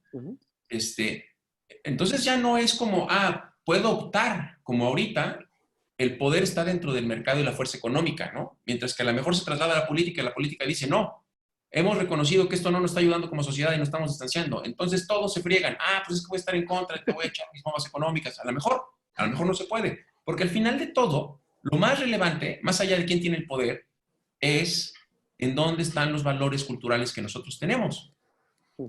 Ya me estoy extendiendo un poco más. No, pero yo creo que en esta reflexión quisiera tal vez anotar y ir cerrando un poco, pero de cierta manera el efecto del COVID-19 ha tenido un efecto democratizante porque no escoja quién, qué estrato, y yo creo que de cierta manera, aludiendo un poquito a la conversación que está armando Alfonso antes, es posiblemente la materialización de la arquitectura va a venir cuando se reajusten los valores de esta sociedad nueva que está valorando porque también viene un tema de la salud individual, afecta a la salud colectiva. Y entonces el tema esta conversación se está dando en diferentes ámbitos, es quién es amigo y quién es enemigo, quién es el que está contagiado y quién no está contagiado, y esa es una conversación que va a estar en el consciente de muchas personas o del mundo entero, cada vez que entremos a un espacio, una tipología de aglomeración. Pero lo que me parece tal vez interesante de esta conversación es llegar a los efectos que estamos ganando, es que el COVID-19 no escoge a quién ataca, agarra a cualquiera, agarra a los ancianos, agarra más fuerte ¿y qué está pasando ahorita? Se está evidenciando qué poblaciones eran más viejas, cuál es su relación con gente joven, y esos sectores vulnerables. Y yo creo que ahí es donde empieza a haber un reajuste, donde uno empieza a ver que yo sí tengo mi máscara, pero la persona que está pidiendo dinero en la calle no la tiene. Entonces uno dice, yo le tengo que conseguir una máscara. Y esas son las valoraciones cotidianas que empieza a cambiar tu mindset en ese mundo de empatía, que empieza a conectarte, que somos un sistema, y si no protegemos el sistema, la individualidad vale madres, como diría en México. Y aprovecho para saltarme a tu comentario con el que también iba a discernir hace rato, en términos de la pérdida de la libertad, o sea, el hecho del resguardo, digo, y creo que ahora lo acabas de decir de una manera en la que sí estoy completamente de acuerdo contigo, o sea, ahí está la empatía, ¿no? O sea, sobre el autor de Sapiens y la idea de que estamos perdiendo nuestras libertades y cuándo nos vamos a recuperar, me parece otra vez la perspectiva del status quo pasado, en donde yo quiero regresar a como estaba, muy cómodo y sin tener que ceder nada de lo que yo ya había ganado, ¿no? Cuando en realidad esa libertad, más bien, ese sacrificio de no entrar a casa, más que una pérdida de libertad, es un acto de solidaridad en donde todos deberíamos de estar haciendo un papel. O sea, es decir, no todos, como, bueno, aquí en México y muy posiblemente en Guatemala, tenemos la gran ventaja y fortuna de poder estar en casa trabajando, ¿no? Y que eso exige, pues, obviamente, mayores exposiciones a riesgo a algunas personas diferenciadas que a otras. Entonces ahí, ¿cuál es el acto solidario empático más allá de quedarte en tu casa? Que evidentemente ya para muchos puede ser una acción compleja, ¿no? Si vives en un departamento muy pequeño, si viven varias personas, o sea, es un gran sacrificio. Pero encima, si no, ¿cuál es la otra cosa en donde tú desde tu punto de vista puedes ayudar? A lo mejor nosotros tenemos gran fortuna de estar en un lugar donde estamos a gusto, tranquilo. Bueno, ¿qué es lo que nosotros tenemos que hacer para las personas empáticamente que sí tienen que estar arriesgándose más al virus o a cualquier otra circunstancia? Y por eso es cuando digo de la marginación, del cambio climático, o sea, de todos los problemas de desequilibrio que tenemos. Entonces, ahí es donde yo veo disentido, porque yo creo que no es recuperar ninguna libertad. Recuperar la libertad significaría estar regresando al status quo en donde todo está basado en mis intereses particulares. Pero bueno, por último, el último argumento que dijiste, Alejandro, era lo del campo y la ciudad, ¿no? Esta sí me la voy a echar, o sea, no la tengo muy clara, pero sí, digo, pues, machacando con la misma idea de la solidaridad, pues la verdad es que es irrelevante. O sea, es decir, si todos fuéramos solidarios en todos lados, o sea, ¿por qué ahora podría resultar más, vamos, una mejor opción vivir en el campo? Porque a lo mejor tu comunidad es más pequeña y al ser más pequeña es más controlable dentro de lo empático y lo solidario, cuando normalmente, también es entendible y hay que partir de la premisa de que pues aspiramos a ser una humanidad más llena de compasión, de amor, de empatía, de solidaridad, pero no va a poder ser así y no todos vamos a ser así. Y siempre va a haber casos, ¿no? Normalmente creo yo también como en las masas críticas y cómo las masas críticas pueden ir empujando los comportamientos de una sociedad, ¿no? Entonces, pues también es cierto que en una población a lo mejor más pequeña, a lo mejor es más fácil trabajar con menos personas para poder hacer que la masa crítica vaya hacia un lado que hacia el otro, ¿no? También, obviamente, cuando tienes una masa crítica muy grande, como en una ciudad, si ya tiene una tendencia, pues va a ser mucho más difícil modificarla, ¿no? O sea, es decir, a lo mejor en un pueblo en donde por su cercanía la gente se conoce más, es más empático, no significa que todos sean buenos, pero significa que todos son un poco más conscientes de todos o de los otros, es más difícil que hagan acciones en contra de ellos mismos porque se conocen, ¿no? Mientras que en una ciudad la escala no funciona de la misma manera, ¿no? Entonces, por eso un grupo más pequeño va a tender a comportarse posiblemente de una manera más solidaria, y esta es una hipótesis que me estoy echando al aire, no sé, ¿no? Que en una ciudad. Pero lo que quiero decir es que podría ser irrelevante en el sentido de que si todos los de la ciudad fueran solidarios y todos los del pueblo fueran solidarios, pues da igual en dónde vivas. O sea, ¿por qué? Porque pues en realidad todos estamos abogando y trabajando no nada más para el beneficio de uno, sino para el beneficio de todos, ¿no? Y si hay una emergencia, todos saben cómo comportarse en la emergencia. En México esto es muy común. Bueno, para ponerlo de otra manera, en Alemania, dicen, yo no lo he visto, que cuando hay un accidente en la carretera y está el tráfico completamente amontonado, los coches se ahorillan y dejan un carril libre para que pase la ambulancia. Y nadie pasa, nadie se mueve hasta que no se remuevan los automóviles accidentados. Lo que pasa aquí en México es todo lo opuesto. O sea, hay un accidente, pasa una ambulancia y todos van atrás de la ambulancia para poder avanzar rápido, ¿no? ¿Esto qué quiere decir? ¿En quién está pensando? O sea, esas acciones están conducidas para el interés personal o el interés colectivo, ¿no? O sea, es un mindset, es una construcción de valores. Y ese es justo en donde yo creo que recae toda la discusión. O sea, si todos nos comportamos para poder beneficiarnos a todos, es muy distinto a que si todos pensamos para beneficiarse a sí mismo, porque entonces es una competencia y una lucha en donde pues, el más fuerte o el más gritón o el más chillón o como quieran, pues es el que más escucha y el que más gana, ¿no?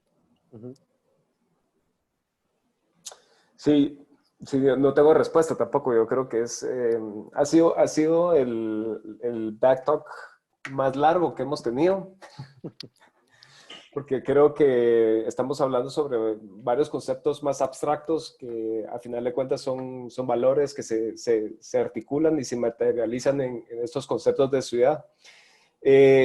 Solo para ir cerrando, les quisiera pedir tal vez a cada uno muchos en nuestras audiencias siempre están buscando un poquito de luz dentro de este espacio sobre qué podemos hacer ahorita nosotros para, para invertir nuestro tiempo para cuando terminemos esta etapa de introspección o de crisis o como lo quieran llamar, salgamos mejor. O sea, ¿cuáles son sus consejos a esos profesionales que nos están escuchando? Que les puedan decir, miren, hagan esto, les ha servido a ustedes, esos consejos para que los preparen para el mercado, para esas nuevas oportunidades. Empezamos contigo, Eddie. Bueno, como empezamos esta plática hablando de prioridades, yo creo que este tiempo de introspección lo ayuda a uno a revalorizar el tiempo y las prioridades y en qué está uno enfocándose.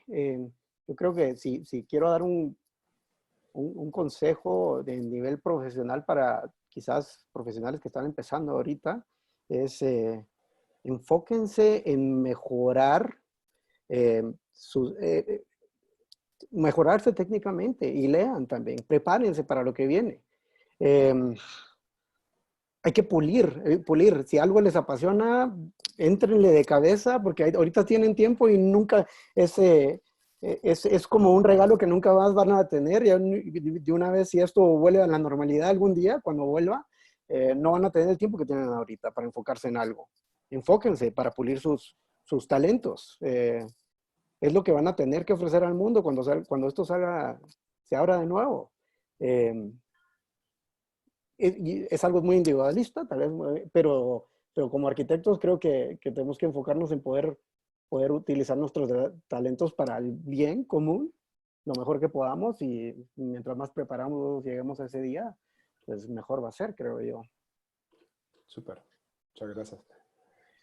Yo voy a también intentar dar dos consejos, uno como en el sentido más abstracto de lo que ha derivado de esta conversación, y uno muy práctico, o sea, otro más práctico, ¿no? Que a lo mejor responda más a intereses particulares. El general, pues es lo mismo, ¿no? O sea, creo que si después de esta crisis pudiéramos ser no mejores arquitectos, sino mejores ciudadanos y mejores personas a través de nuestra acervo disciplinar y cultural, pudiéramos ayudar, yo creo que la energía también regresa, ¿no? O sea, creo que cuando nosotros hacemos cosas buenas, normalmente vamos a traer mejor energía. Entonces, si pueden ayudar a alguien con un proyecto o una comunidad, yo creo que eso, aunque ahorita suene raro, yo creo que es una primera recomendación que deriva a lo mejor de ser mejores personas y de ser más solidarios. Uh-huh. ¿Qué recomendaciones les daría también desde mi otra posición? Y mi otra posición es una posición tan real como la de Eduardo. O sea, yo también pues, tengo que estar cazando proyectos y tenemos que buscar clientes y tenemos que dentro de las posibilidades de cada cliente ver de qué manera podemos aportar algo a la comunidad, a la ciudad. Y muchas veces es muy limitado y tenemos que estar tratando de empujar.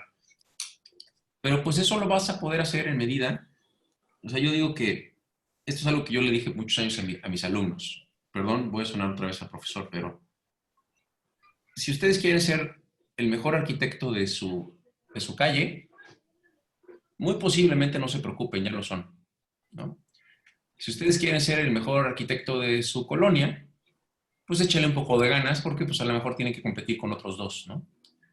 Si quieren ser el mejor arquitecto de su zona de ciudad, de su país, entonces empiecen a medirse y empiecen a entender en dónde están y qué necesitan hacer para poder llegar a donde quieren llegar, ¿no? Que esto es, pues a lo mejor pues no tengo que darte una recomendación de ser un arquitecto superestrella porque pues no te interesa, ¿no? A lo mejor no tienes ningún interés en llegar a ser ese tipo de arquitecto o un arquitecto reconocido, o un arquitecto que sea trascendental, no necesariamente porque sea famoso, sino porque pueda aportar. Y cada quien toma esa decisión. Entonces sí viene, creo que una recomendación de lo que dice Eduardo, que es, pues una vez que veas hacia dónde vas, métele un chorro de ganas, de galleta, de estudio, de trabajo, de tiempo, porque sí creo mucho, y aquí les recomiendo yo un libro que seguramente lo han leído, que es el de Outliers, de Malcolm Gladwell, en donde lo que dice Malcolm Gladwell es que la verdad es que no son temas genéticos, el éxito no está dado por el individuo, sino en gran medida por el contexto que está alrededor del individuo. Pero después de abogar sobre el contexto y describe unos escenarios muy interesantes, también dice que si ese contexto, que puede ser el mejor, tampoco en el individuo están las características para que se pueda desarrollar, entonces tampoco vas a hacer en realidad un cambio o una mejoría. Es decir, Sí. él hace un estudio, por ejemplo, de la vida de Bill Gates y de varios, vamos, grandes personas científicas con mucho éxito y comprueba que hay una teoría de las 10.000 horas que dice que si tú te dedicas 10.000 horas a hacer algo, entonces tú te vas a volver un experto comparativamente con a nivel, en un universo mundial. O sea, en un universo medido a través de la población mundial, porque 10.000 horas, por lo menos para cuando escribió el libro, eran suficientes para poder medir científicamente que el expertise que tenía esa persona lo volvía superior a la mayoría de los otros. Es decir, cuando digo 10.000 horas, y lo que quiere decir es que pues sí le telacharon un chorro. O sea, sí hubo mucho trabajo detrás de eso, ¿no? O sea, no Claro. es gratis. O sea, hay temas de intenciones que creo que son muy importantes, de fuerza y temas de energía, pero también, pues no hay como la práctica. ¿Y cómo aprendes a escribir a máquina? Pues escribiendo a máquina. ¿Cómo escribes a dominar el balón? Pues dominando el balón. O sea, hay un tema que tiene que ver con la maestría a partir de la práctica, que yo creo que es muy importante que reconozcamos, y que sé que este no es un consejo optimista, a lo mejor les puedo dar un consejo más optimista, ¿no? Creo que ahora es muy bueno estar en las redes. He oído amigos, por ejemplo, Jorge Gracia hace poco me convidó que él ahora está haciendo proyectos en Hawái, en Estados Unidos, en diferentes lados, y que es por el Instagram. Y yo, pues la verdad es que sigo sin creerlo, pero ya me voy a aplicar. O sea, la verdad es que también tenemos que nosotros entender los viejitos de cómo se está moviendo este nuevo mundo que apenas tratamos de entender y de integrarnos. Pero bueno, también creo que hay una herramienta muy importante en el uso de las redes. Obviamente puedes salir mucho en la red, pero si en la red no tienes algo bueno que enseñar, pues tampoco va a ser muy bueno, ¿no? Así es. Necesitas las 10.000 horas antes de poder salir en la red. Por lo Sí, menos unas 5, sí. Sí, claro. está haciendo los números solo para calcular cuántos meses eran las 10.000 horas. Si esta cuarentena llega a ser más larga de lo que de lo que nos estamos planeando, son 14 meses. O sea, Mira, ahí está. Bueno, vas a salir un buen normal, trecho caminado de esto, ¿no? Así es. normalmente lo que miden, y les recomiendo el libro, mira, creo que era aproximadamente entre 5 o 6 años, más o menos, en metiéndole muchas horas diarias, en el tiempo en que se lograron volver maestros Billy Gates y otros cuantos. Les recomiendo el libro, se llama Outliers, fuera de serie en español, y el autor es Malcolm Gladwell. Buenísimo. Bueno, muchas gracias tanto a Eduardo Castillo y a Alfonso Garduño por su tiempo. Gracias a la audiencia. No pudimos contestar todas las preguntas porque obviamente la conversación se fue por diferentes caminos. Yo creo que es importante estos espacios de reflexión y pues si tanto Eduardo como Alfonso están dispuestos a tener esa conversación ya cuando sea post-COVID, yo creo que va a ser interesante también medir cómo nuestros pensamientos de fuera de la epidemia y la pandemia pueden estar condicionados. Entonces, como una prueba, puede ser un ejercicio interesante. Sé que muchos también en nuestra audiencia están buscando esta bola de cristal de todos nuestros invitados y no lo hay, pero creo que es el comprender de que extrapolando un poquito de lo que se habló el día de hoy, es que todos estamos en esto juntos, con diferentes capacidades y virtudes, y es que todos estamos en el mismo barco. La intención de estos conversatorios es precisamente reflexionar sobre estas oportunidades y sobre cómo esto puede empezar a trascender en nuestro pensar, porque es mi pensar que, esto no, que nuestra profesión no va a ser igual. Y eso es una gran oportunidad para construir una nueva narrativa sobre estas posibilidades que puede ser nuestra profesión y cómo podemos empezar a afectar precisamente este entorno y si nuestro entorno nos afecta ahorita, cómo nosotros podemos empezar a influir y afectar nuestro entorno en esta era post-COVID. Nuevamente, gracias Alfonso, gracias Eduardo por su tiempo. Estos episodios van a estar tanto en YouTube como en Spotify y iTunes. Entonces, muchas gracias y feliz tarde. Muchas Gracias a gracias. todos.